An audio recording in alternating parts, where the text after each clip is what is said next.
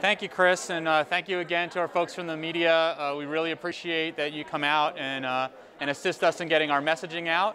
Once again, Paul and I are at the Cross Insurance Center in one of our observation units, so there may be a little bit of background noise, but we can see behind the camera some very happy people who have all been vaccinated, some of them for their second time, and so it's great to see that. I'll start off, as always, with some numbers. As of this morning, Northern Light Health is caring for 13 inpatients who are positive with COVID-19. 6 of those are at Eastern Maine Medical Center, 1 at A.R. Gould Hospital, 1 at Inland Hospital, 1 at Maine Coast Hospital, 3 at Mercy Hospital, and 1 at Sebasticook Valley Hospital. In addition, our home care and hospice team is taking care of 8 patients positive for COVID-19 at their homes.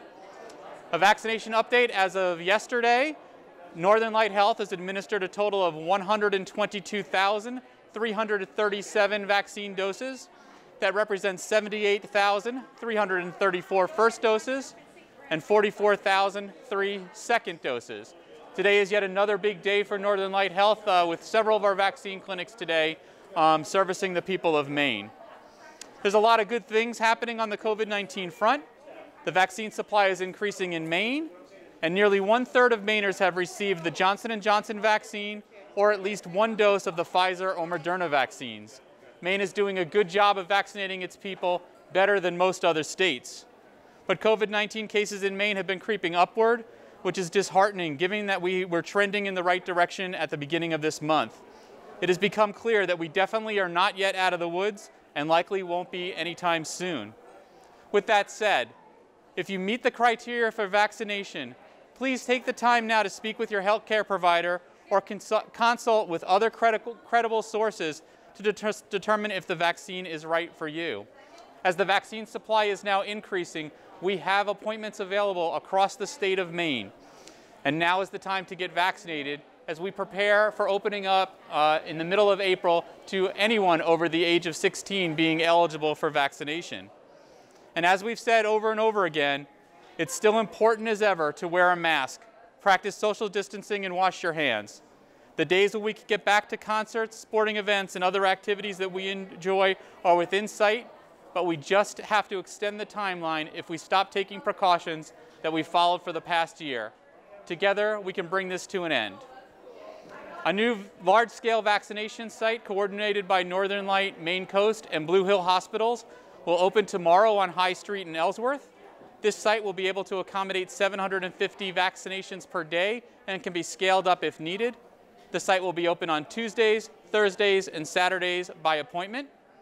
When the Ellsworth site opens, Northern Light Health will have a total of 9 vaccination sites around the state with a total potential vaccine throughput capacity of about 50,000 doses per week.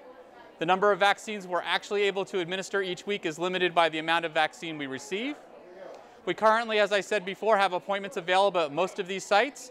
Signing up takes a few short minutes and can be done at northernlighthealth.org. As you know, the state determines how much vaccine Northern Light Health receives each week.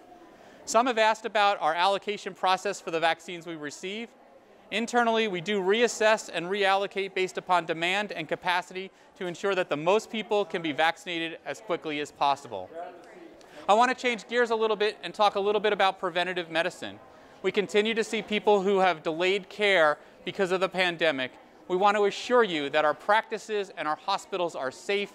We put safety first and foremost in everything that we do. Over the past several months, we've talked about the negative consequences of patients delaying care due to the pandemic. More recently, national media has placed some focus on the COVID-19 vaccine and its effect on screening mammograms. The COVID-19 vaccine can cause swollen lymph nodes under the arms. This is a normal immune reaction to the vaccine. These swollen lymph nodes usually return to normal on their own in a few days or weeks. There is no need for women to reschedule their mammogram or their COVID-19 vaccination if they occur close to one another. Both are very important steps that women should take to stay healthy. Prior to having a mammogram, a mammography technologist will ask the patient if they have received the COVID-19 vaccine in the last 6 weeks, if it's the first or second dose, and in which arm the vaccine was administered. These details will be passed on to the breast radiologist who interprets the mammogram, and the information will help the doctor provide the most accurate assessment. It's key that we remember to do these things. We should continue to be doing our colon cancer screening, breast cancer screening, lung cancer screening, and reaching out to our healthcare providers for our chronic conditions. It is so, so important. Even though we are talking about the pandemic and the safety issues that it presents to us, we have taken all the precautions necessary to keep you, our staff, and our community safe. And with that, I'll open it up for questions. Thank you very much, Dr. Jarvis. So first up is going to be Stephanie Wittenbach from WBII. Stephanie, please unmute yourself and ask your questions. Hi, I don't have any questions at this time. Okay, great. Well, we're going to move on to Joe Lawler from Portland Press Herald. Joe, when you see the opportunity to unmute, please ask your questions. Yes, hi. Thanks for taking our questions. I'm just wondering, with the increase in supply, with the increase in supply, what demand you are seeing, and do you feel like demand is matching supply fairly well, or are we starting to get to the point where there's so much supply that maybe we need to open up eligibility some more? So Joe, that's a great question, and of course we're so happy to answer your questions. So the question was, as we see an increase in supply coming into the state of Maine, has the demand kept up with that? And really we have to look at it by region. So certainly in the greater Portland market, the supply is still not meeting the demand, and we certainly are doing our part along with our health partners in that particular region to try to keep up with demand. In the northern region of the state, particularly in the county, we do see that demand has started to taper off. Again, I want to encourage all individuals who are over the age of 50, work in a school or a healthcare worker or a child care worker, that they should be starting to get vaccinated now before we open up beyond those certain eligibility requirements, because we know demand will go up, and we may not be able to meet that demand with the current vaccine allocation we have. Here at the Cross Insurance Center, today, even though we had open appointments today, we will probably vaccinate a record high number of individuals, and we expect that to continue for this week and next week. But the good news is, because we have increased vaccine, we have increased appointments, and therefore there are still appointments available across the state, a little bit more limited in the southern part of the state, but certainly as you get to Augusta and north, there are appointments available. So thank you for that question. Can I ask a follow-up? Absolutely, go ahead. Thank you. So can you just, you say you're going to do a record number at the Cross Insurance Center. Can you say what that is? And then my follow-up question is, next week, according to the US CDC, next week there's going to be, the big influx is going to be in J&J vaccine. And I know, I believe like each site tends to have like just one type of vaccine, like Pfizer, or one side has Pfizer, one side has Moderna. So I'm wondering how J&J, with more than 20,000 doses of J&J coming next week, how that would fit into the Northern Light vaccination strategy for next week. Thank you. Very good. So we're hopeful today to exceed 2,800 doses of vaccination here at the Cross Insurance Center. It has been quite busy today with a very steady flow of individuals coming in and out, and that's been great news for us. Again, the mood is great. People are so excited, and we're happy to be here and provide that service. As far as the state's plan for Johnson & Johnson, that has not been formalized yet. As we've talked about multiple times on these press briefings, you know, our policy is that until we actually have the vaccine on site, we will continue as we have been going forward. And so I want to be clear that we have not heard from the state on what their plans will be. We have the capability of using multiple different vaccines at a single site. We do that on a regular basis. As I said before, it is typical for us to have 3 to 5 different types of influenza vaccines on site during influenza season, and we manage those very well. Healthcare does vaccinations very well, and so that doesn't become a big problem for us if we had to have multiple vaccines at a particular clinic site. We would welcome the opportunity to vaccinate even more people. We also have the outlet of our home care and hospice individuals who can get out into the community, particularly in those more rural areas, and particularly to patients that are homebound or have difficulty with travel or have health conditions that limit their ability to come to a large-scale vaccination clinic. And Johnson & Johnson is the perfect vaccine for that. It's a one-time visit because that only requires 1 dose. And we also know that there are plans to use that in other areas across the state. Nothing has been finalized. As soon as we know more, we will certainly share it with you, but you'll probably know more from the state before we have that opportunity. So thank you for asking that question. Okay, thank you. Next, we're going to go to Alice Keefe from WMTW. And Alice, when you see the opportunity to unmute, please do so and ask your questions. Hello. You kind of just touched on this a bit, but what are you seeing in this current 50 and older group? Are you seeing at the vaccination clinics, are you seeing them come out with as much enthusiasm at as high of rates as we were seeing the 60 plus or even the 70 plus Mainers? Yeah, that's a great question. It's about how much are we seeing really for people in each of the eligible age categories. I will say that Mainers over the age of 70 did a great job. I believe we're now close to 80% of them have been fully vaccinated, and that's wonderful news. That's great to see. 60-year-olds, a little bit more. We're seeing a little bit more hesitancy there, and then a little more hesitancy in the 50 and over category. Those that are showing up for our vaccine clinics, very grateful, very happy for the prospect that they can get back to normal lives. I encourage people who have hesitancy, again, reach out to your primary care provider, reach out to somebody who you respect, who is knowledgeable and can give you real facts, and then talk to your friends, family, and neighbor who have been vaccinated. Ask them why they were vaccinated, and ask them how they dealt with it after they were vaccinated. What we're finding is we're hearing stories of people say, yeah, my sister got vaccinated, or my friend got vaccinated, or my preacher got vaccinated, and it really wasn't that bad. And they feel so much better and more comfortable because they've been vaccinated. And then when you ask, why are you vaccinated? For many people, the answer is they want their own protection, but for many more, it's to protect those who are around them. So again, I encourage each of us to ask, who is it that we need to protect from COVID-19? Who is in our circle of family, friends, community?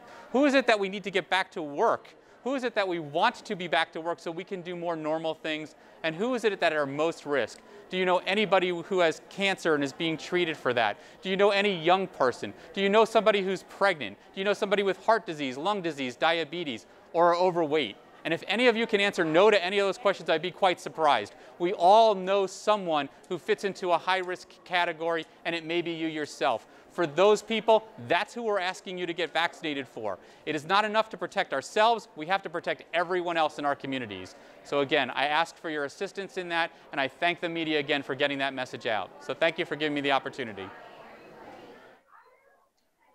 And do you have a follow-up question, Alice?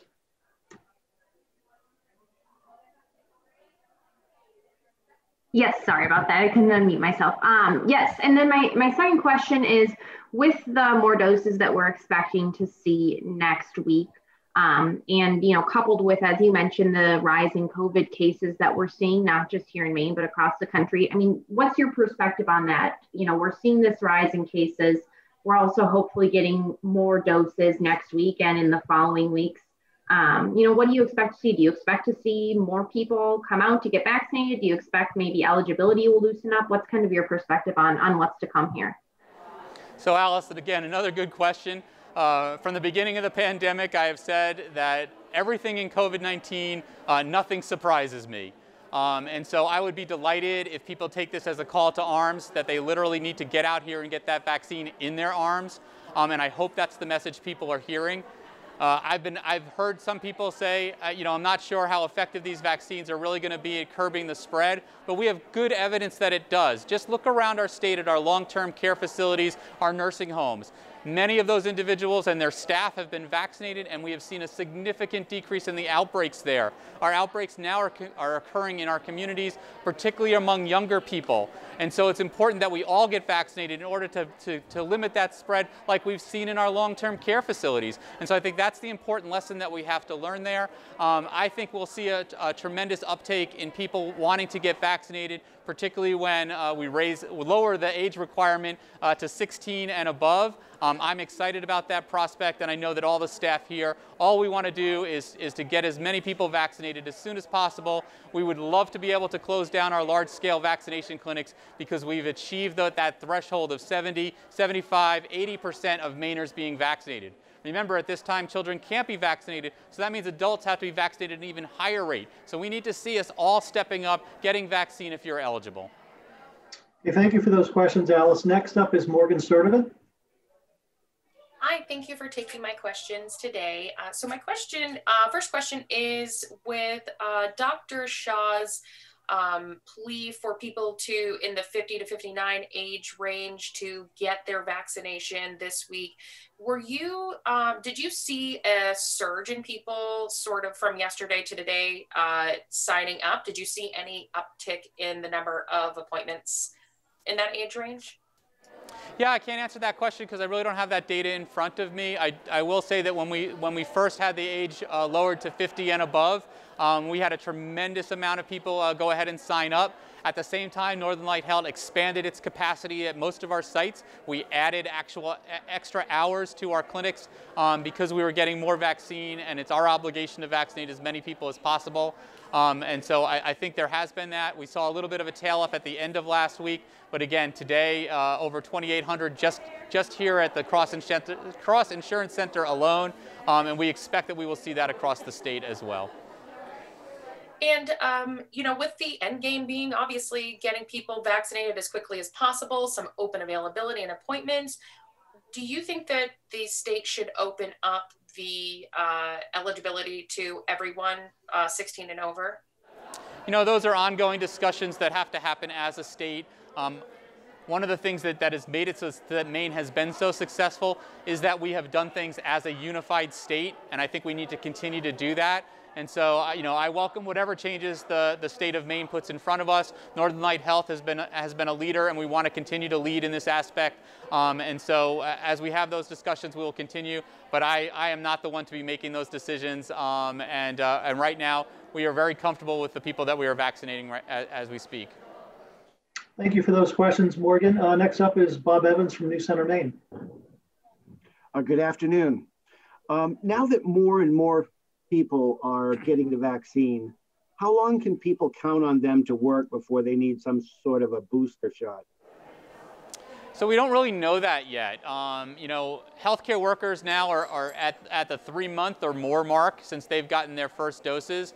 So I think we'll have to kind of track those particular individuals. Again, I have not been shy that my opinion, not Northern Light's opinion, not Dr. Shah's opinion, my opinion as a doctor, is that we will probably need to get booster vaccines at some point for coronavirus. I expect that to happen. I don't have an idea as to whether that's going to be this fall, next year, or later than that. Only time will tell. But I do think that we will have to, that yes, indeed, much like we had to do with influenza, coronaviruses change on a regular basis, and we need to be protected against them. Understood. On the heels of Joe's question, I know you touched on it, because of the appointment openings this week, you think it will impact the supply next week, and therefore you might be able to handle more appointments, or might the numbers go down because of the openings?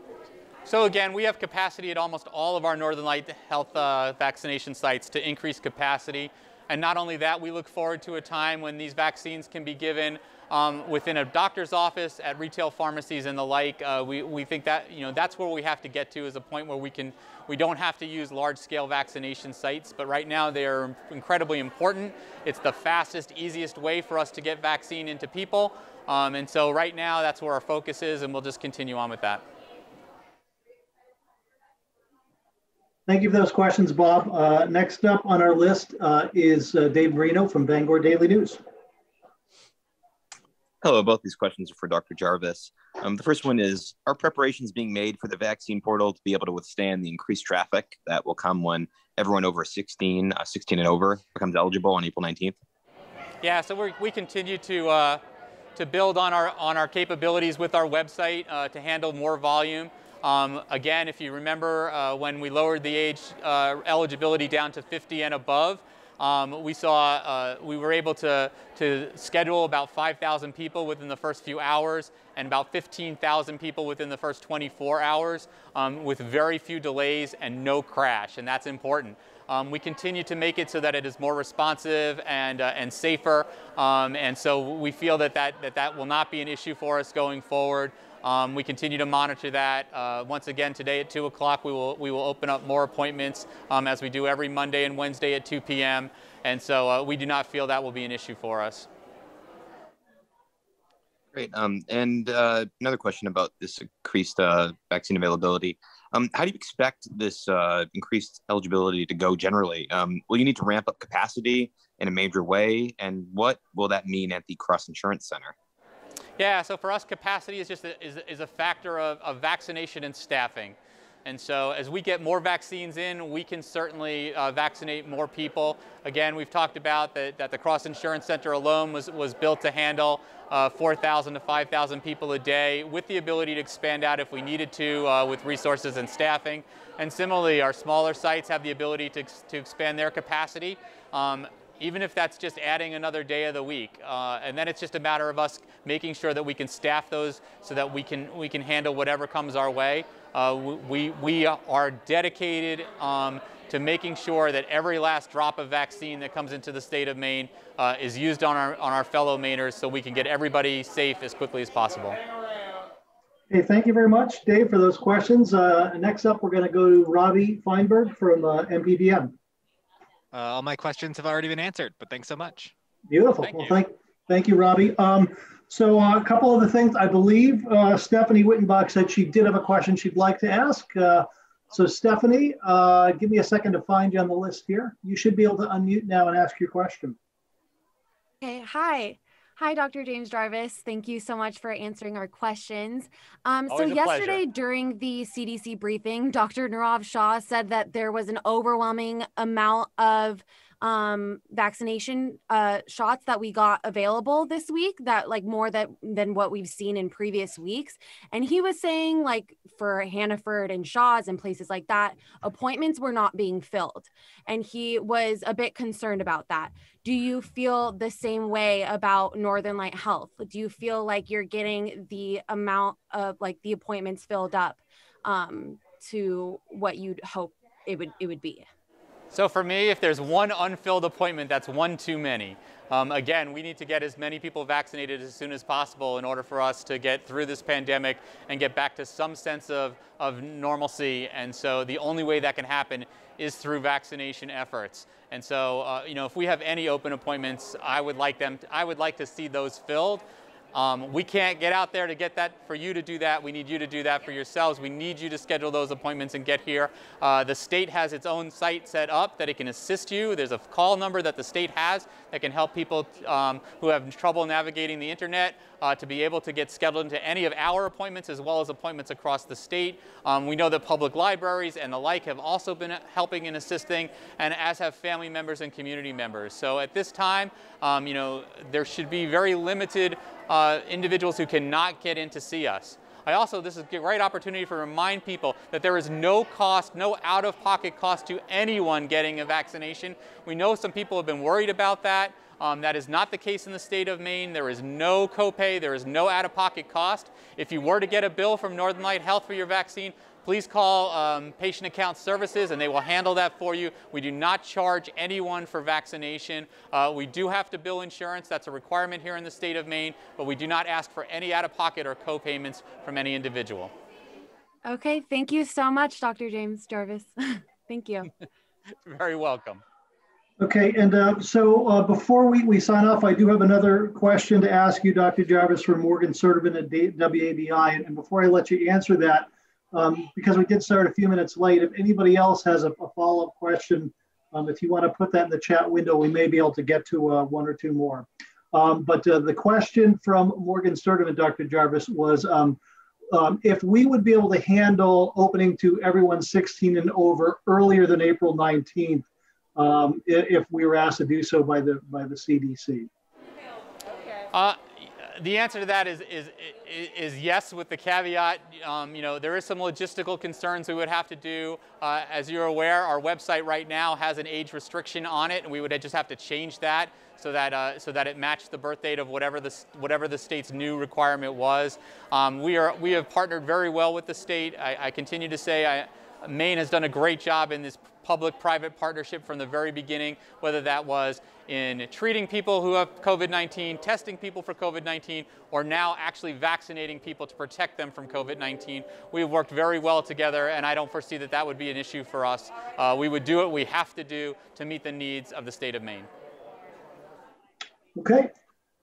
It looks like that will wrap things up for this virtual media briefing. Thank you to all our media partners for being here and helping us get the word out about our response. Again, a reminder, if you haven't already and you'd like a copy of the high resolution video before you leave the Zoom site, please indicate so in the chat box. I'll let you have the last word if you'd like, Dr. Jarvis. Thank you. As I look down behind the camera and I see these masked but smiling faces, a few blowing kisses at us, that's great to see. Some people who are very excited and happy that they have been vaccinated. If you're eligible for vaccine right now and you haven't been, please join these people. Together we will make a difference. Together we'll get through this pandemic, and together we'll reopen Maine. So with that, I say thank you. Thanks. Didn't hear much from you today, Paul, but thank you for being here. And thank you all.